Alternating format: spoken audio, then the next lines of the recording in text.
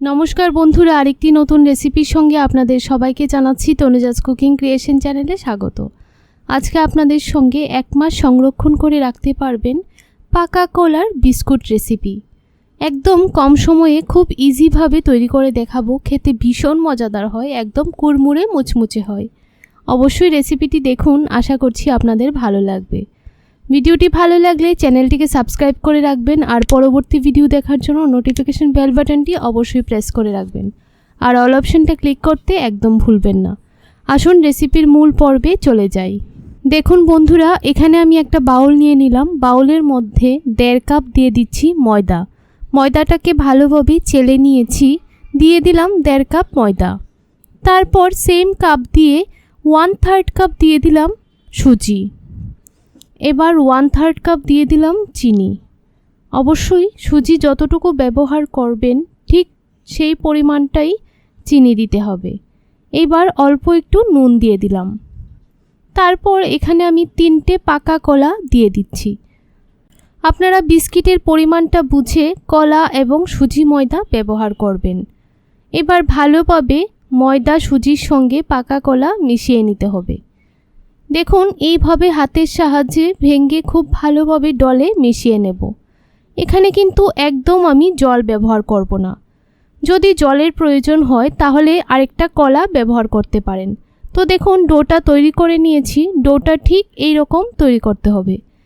আমরা রুটি করার জন্য যেই রকম আটার ডো তৈরি করি ঠিক সেই রকমভাবেই তৈরি করতে হবে। এবার হাতের উপর অল্প একটু ঘি মেখে নিলাম। আপনারা চাইলে ঘিয়ের পরিবর্তে রিফাইন্ড অয়েলও একটু মেখে নিতে পারেন। তারপর অল্প একটু ডো নিয়ে হাতের মধ্যে এইভাবে গোল গোল শেপ দিয়ে দিতে হবে। তারপর এইভাবে একটু চ্যাপটা করে দিতে হবে। দেখুন বন্ধুরা, একটা বিস্কিট তৈরি করা হয়ে গেছে। সেমভাবে সবগুলি বিস্কিট আমি তৈরি করে নেব। খুব সহজে খুব কম উপকরণ দিয়ে তৈরি করে নেওয়া যায়। খেতে ভীষণ মজাদার হয়। একবার অবশ্যই বাড়িতে এই রেসিপিটি ট্রাই করে দেখতে পারেন। আশা করছি আপনাদের ভালো লাগবে।